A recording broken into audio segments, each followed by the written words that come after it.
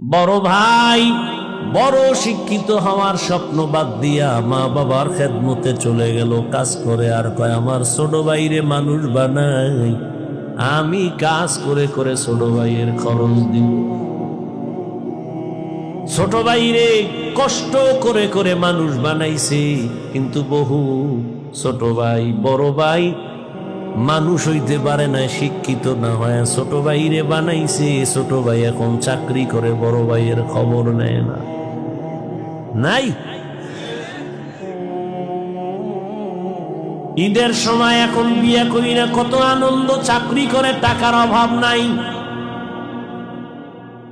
একই জায়গার এক পার্শ্বে বড় ভাইয়ের ছোট একটা ভাঙা ঘর, বড় ভাইয়ের ভাঙা ঘর আর ছোট ভাইয়ের ঘরটা ছাদ দেওয়া বিল্ডিং। ঈদের বাজার লইয়া যখন গোপনে ঘরে আইয়া স্ত্রীরে কয় জামা কাপড় গুলো সন্তানের দাও, তুমি নাও। বড় ভাই তো জানালা দিয়া তাকায় দেখছে ছোট ভাই আসছে, কিন্তু বড় ভাই রে জিগায় না। বাচ্চা রেখে আর কন্ট্রোলে রাখা যায়, ও দৌড় দিছে, কাকা আছে। দৌড়াইয়া গিয়া দেখে ওর চাচতো ভাই নতুন জামা পইরা কত আনন্দ করে। ও একটা দৌড় দিয়া কয় আব্বু আমারে জামা দিবা কবে?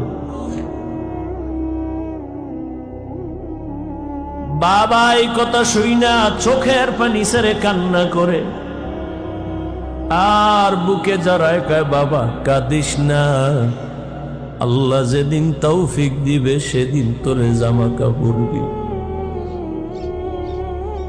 এমন নিমক হারাম বড় বাইরে জিগায় না, কোনো খোঁজ খবর নেয় না, কিন্তু বড় ভাই বাবার সমতুল্য, এত দূরে দূরে রাখে বড় ভাইরে ছোট ভাই। হঠাৎ করে রাতে 3টায় টেলিফোন আসছে, কে তুমি? বলে ভাইয়া আমি তোমার ছোট ভাই। এই রাত্রে কেন ফোন? আমারে চৌরাস্তায় একদল গুন্ডারা আমারে ধরছে। বড় ভাই কাঁচা ঘুমের মধ্যে একটা লাফ দিয়ে দৌড় দিছে, আয় দাঁড়া আমি আসতেছি। বড় ভাই কষ্টের কথা মনে রাখে না, একটা দৌড় দিয়া সামনে গিয়া এভাবে হাত বের করে বুকটা দিয়া কয় যত মার মারতে চাও আমারে মার, আমার ছোট ভাইয়ের গায়ে হাত দিবি না।